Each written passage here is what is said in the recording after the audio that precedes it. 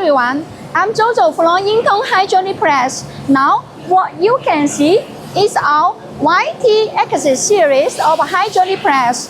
The machine is mainly used for precision, high-wear extrusion, extracting, punching, and forging process. It can be used to produce CNC cell phone structures parts, heat sinks, e-cigarette cells, electrodes, optical modules, and other products.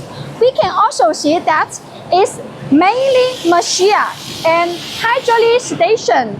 It separates with its convenience for supporting robots.